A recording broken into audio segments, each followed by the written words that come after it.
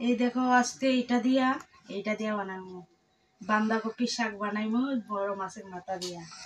আর এটি হলুদ লবণ মাখায় রাখছি, এটি এখন বাজছে সেটা এরপরে সবজি বানাবো। তো তোমরা দেখো কেমন করে বানাই আমি। তো আমার অর্ধেক মাছ ভাজা হয়ে গেছে এইটা, তারপর একটু পরে বড় মাছের মাথাটা ভাজা বসাবো। তো আমি এটাও দিয়ে দিলাম, দুইটা আছে দুইটা দিয়ে দিলাম।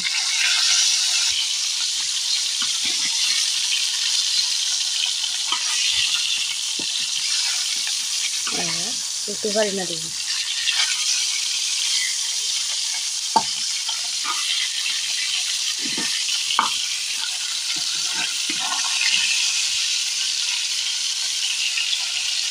দুইটা ভাজা হওয়ার পর তারপর দেখাবো। তো আমার মাছ ভাজাটা হয়ে গেছে, কারণ ভেঙে দিলাম যে না হলে ভালো করে ভাজা হবে না, তাই এমনিতেই তো ভাঙা লাগবে বাঁধাকপি বানানোর জন্য।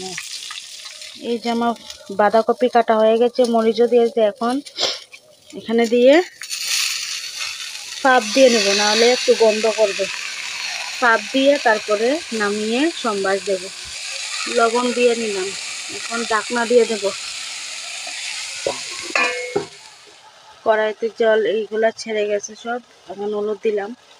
হলুদ দিয়ে জল ছেড়ে গেছে না, এখন হলুদ দিয়ে নাড়িয়ে নেব।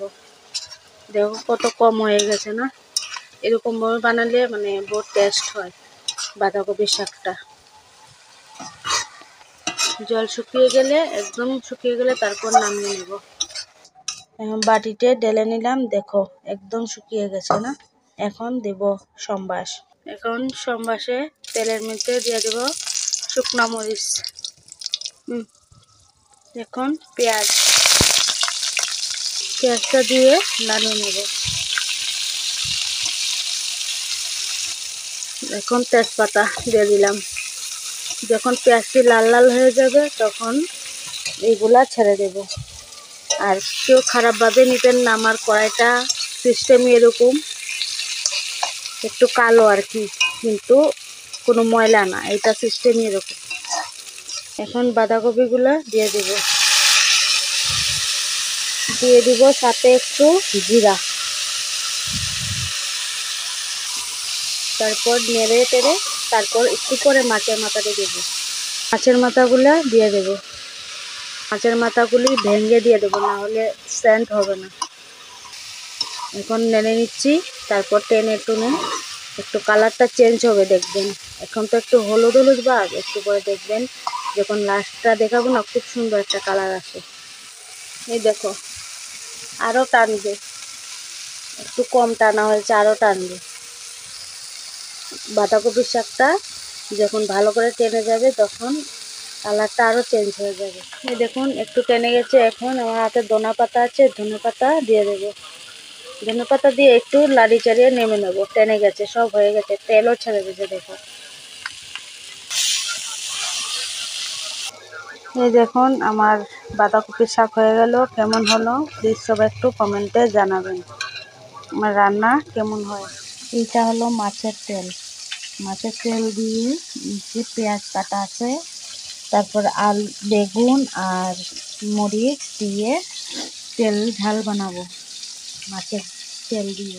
এই মাছ ভাজার তেলে এইগুলি বানাবো। পেঁয়াজটা ছেড়ে দিলাম, পেঁয়াজটা ছেড়ে দিলাম, সাথে এইগুলো একসাথে সব দিয়ে দেবো। এইগুলো সব একসাথে দিয়ে দেবো। একটু হলুদ আর লবণ,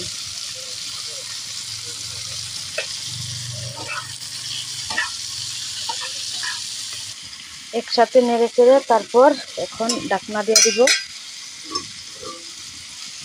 একসাথে যদি না দেই তাও ভালো করে সিদ্ধ হবে। দেখো ঢাকনা তুলে নিলাম। তো এদিকে তেলটিকে একটু ভালো করে কেটে কেটে ছোট ছোট পিস করে নিচ্ছি এখানে। তো ভালো করে তেল ছাড়লে ভালো করে ভাজা করে তারপর তোমাদেরকে আবার দেখাবো। এই দেখো অল্প একটু জিরে দিয়ে দেবো, না টেস্টটা হবে না। এই দেখো ভাজা প্রায় অলরেডি হয়ে গেছে। লাস্টে এখন তোমাদের দেখাবো লাস্টে কীরকম কালার হয়। খুব সুন্দর একটা কালার। তো আমার মাছের তেল বানানো হয়ে গেল, দেখো তো কালারটা কত সুন্দর হয়েছে, তাই না?